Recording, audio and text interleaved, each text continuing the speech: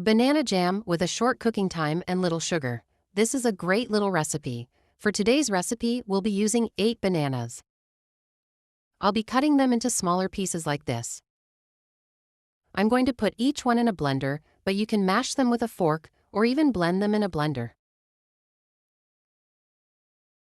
I'll cover and blend these bananas very well for a few minutes. You won't regret making this sweet treat at home.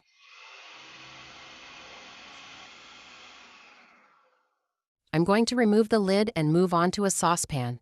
Here I'm using a thick-bottomed pan so that I don't burn when I'm making the jam.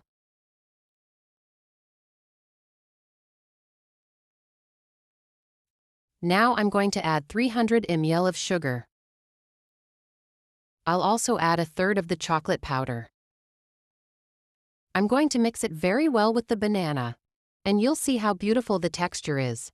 This jam is wonderful. You won't regret making it at home. I cook it over a medium heat until it's just right, then add a pinch of salt. You have to be very careful not to let it burn and keep stirring. I quickly turn off the heat and add 24 grams of colorless, unflavored gelatin to hydrate with a little water. I leave it to hydrate and keep stirring until it's just set. When the jam is coming away from the pan, turn off the heat and leave it to cool for a few minutes before adding the gelatin. Put it in like this and keep mixing until the gelatin has dissolved in all the jam. Once this is done, transfer it to a bowl with plastic wrap. The one I had at home was about this size. You can use whatever you have at home. Spread it out very well so that the jam is very even. Then seal with plastic wrap and leave to cool a little. You can let it cool at room temperature or put it in the fridge. When it has cooled down, carefully remove it from the container and cut it into small cubes. And just remembering this recipe makes my mouth water with how delicious it is. I'll definitely be making it more often here at my house. Everyone loved the result. I'm going to take a knife and cut it into small pieces. You can do it in larger pieces too, but I prefer to do it this way. They'll be in these wonderful little squares that I'm making.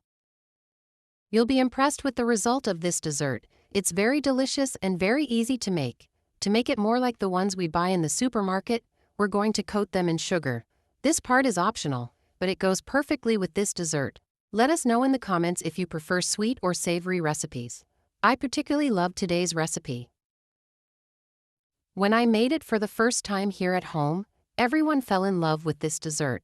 You will repeat the same process with each one, and then it will be ready to serve. A quick and easy dessert that everyone will love. It's sure to please all palates. Leave your rating from 0 to 10 here in the comments so I know if you liked it or not.